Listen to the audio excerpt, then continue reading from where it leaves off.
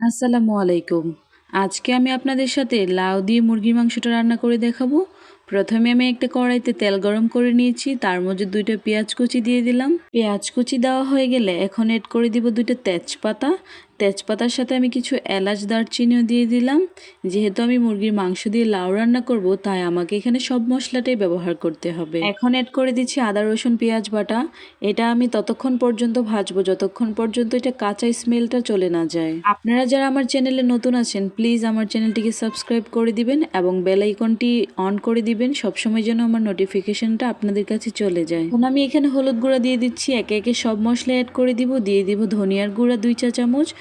ধনিয়ার গুঁড়ার সাথে কিন্তু আমি এখানে জিরার গুঁড়াটাও দিয়ে দিব, হয়তো এখানে দেখা যাবে না, তারপরেও আমি বলে দিচ্ছি।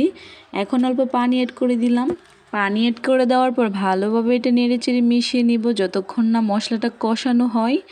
তো এই তো দেখতেই পারতেছেন আমি মশলাগুলোকে ভালোভাবে নেড়েচেড়ে দিচ্ছিলাম। জানি না আমার ভিডিওটি কেমন হয়েছে, তবে আশা করছি আপনারা সবাই অনেক ভালোবাসা দিবেন। এখন আমরা অল্প পরিমাণে মরিচের গুঁড়া অ্যাড করে দিব, যেহেতু আমরা ঝাল কম খাই সেই জন্য। আর এটা হচ্ছে লাউয়ের তরকারি। লাউয়ের তরকারিতে কাঁচামরিচ ফালিটাই বেস্ট হয়, কিন্তু আমি দিইনি কারণ আমার ছোট বাচ্চা আছে। আপনারা চাইলে শুধু কাঁচামরিচ দিয়ে এটা রান্না করতে পারেন। তো আমি এখন হচ্ছে ফালি ফালি করে কয়েকটা কাঁচামরিচ কুচি দিয়ে দিব। কাঁচামরিচগুলো আমি মাছ থেকে ভেঙে ভেঙে তারপরে দিয়েছি, এগুলো আমি ফালি করে নিই যেহেতু বেশি জাল হয়ে যাবে সেজন্য। এখন আমি অ্যাড করে দিব মাংসগুলো। এখানে কিছু হাড় মাংস নিয়েছিলাম, তো এগুলোই এখন দিয়ে দিলাম। তো এখন আমি হচ্ছে এগুলোকে আবারও ভালোভাবে নেড়ে চেড়ে মিশিয়ে নিব। মাংসগুলোকে আমি ভালোভাবে কষিয়ে নিব। মাংসটা যত কষানো হবে ততটাই কিন্তু খেতে মজা হবে। আর আপনারা চেষ্টা করবেন সব সময় যে কোনো রান্নায় মাংস কষিয়ে ভালো করে রান্না করার জন্য। এখন একটু ঢেকে দিয়েছি, তো ঢাকনাটা উঠিয়ে আবারও আমি হচ্ছে এগুলোকে নেড়ে ছেড়ে উল্টে পাল্টিয়ে দিব। মাংসগুলোকে আমি ভালোভাবে তেল ওঠা পর্যন্ত মশলা কষিয়ে রান্না করব। তারপর এখন অ্যাড করে দিব লাউ। তো লাউগুলো আমি কিউব করে কেটে নিয়েছিলাম, আগে থেকে ধুয়ে রেখেছি। এখন আমি লাউগুলো একে একে দিয়ে দিচ্ছি। এখানে লাউর পরিমাণটা বেশি ছিল, প্রবলেম নাই।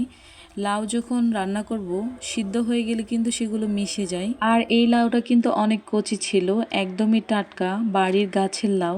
যেহেতু এটা গাছের লাউ, তাই এটা রান্না করেছি একদমই মিশে গিয়েছিল।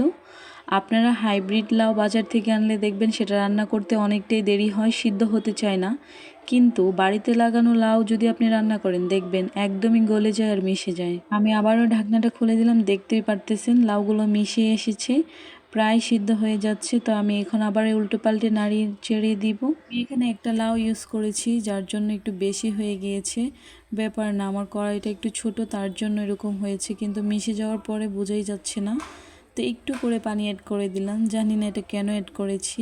এই তো ঢাকনা ঢেকে দিয়ে এখন আবার টেস্ট করে নিব। এই তো প্রায় হয়েই এসেছে আমার তরকারিটা। লাউ রান্না করতে কিন্তু বেশি সময় লাগে না, কিন্তু প্রসেসিংটা অনেকটাই দেরি হয়ে যায় যেহেতু মাংসর সাথে ছিল। এখন আমি দিয়ে দিয়েছি ধনিয়া পাতা কুচি। ধনিয়া পাতা কুচি দিয়ে লাউটা আমি বেশিক্ষণ রান্না করব না। এই তো আমার রান্নাটা প্রায় শেষ হয়ে গিয়েছে। তো আমার রান্নাটা যাদের কাছে ভালো লাগবে অবশ্যই আমাকে একটা লাইক কমেন্ট করতে ভুলবেন না। আর সবসময় আপনারা আমার পাশে থাকবেন, ভালোবাসবেন।